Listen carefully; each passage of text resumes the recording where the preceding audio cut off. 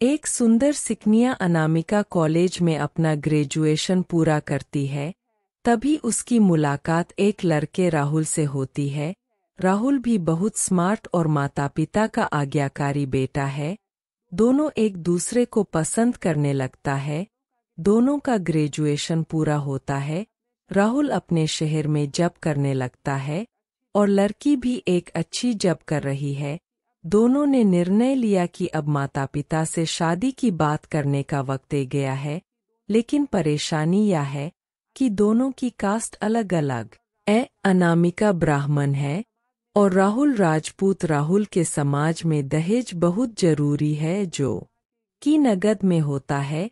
उसके अलावा कई तरह के गिफ्ट्स और गहने की भी मांग की जाती है।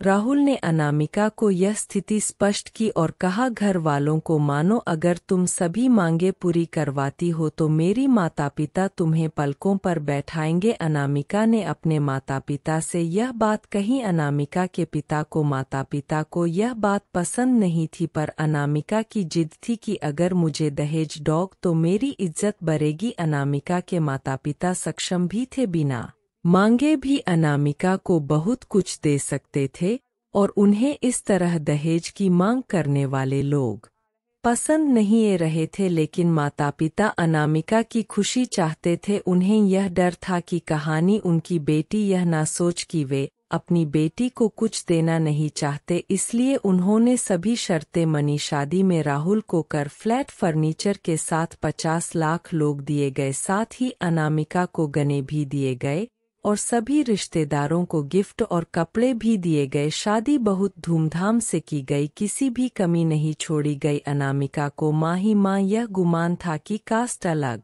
होने के बावजूद माता पिता ने उसकी शादी ससुराल के हिसाब से की। अनामिका को विश्वास था कि उसे बेटी बनाकर रखा जाएगा, उसे वही प्यार दिया जाएगा जो उसके माता पिता ने दिया, क्योंकि उसने अपने ससुराल का मां रखा है।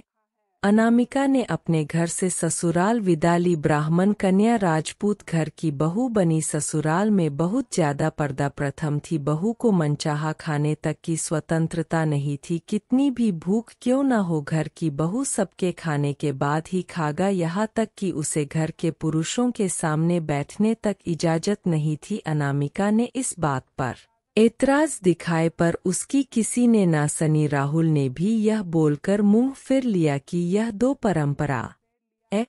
अनामिका को जो गम वो धारा का धारा रह गया। उसे अपने माता पिता की बात याद आ गई। जब उन्होंने समझाया था तो वह उनसे बहुत लड़ी थी। उसने ससुराल में बात करने का फैसला किया। अनामिका ने अपने साथ ससुर और पति से बात की, लेकिन उन्होंने नहीं सुनी और उसे बहुत बेरहमी से पिटा गया। अनामिका ने कभी ऐसा व्यवहार नहीं देखा था। उसे जिले हुए दहेज पर घमंड था। वह चरचर हो गया था। अनामिका को माता पिता से बात करने में भी शर्म महसूस हो रही थी और इसी कशमकश में एक दिन अनामिका ने अपने आप को खत्म कर दिया। माता पिता को जब यह बात पता चला तो उन्हें अपनी गलती का एहसास हुआ कि वक्त रहते समझा होता तो बेटी साथ होती। जो लोग दहेज पर बेटी की शादी करते हैं उनकी सोच हर तरह से छोटी होती है।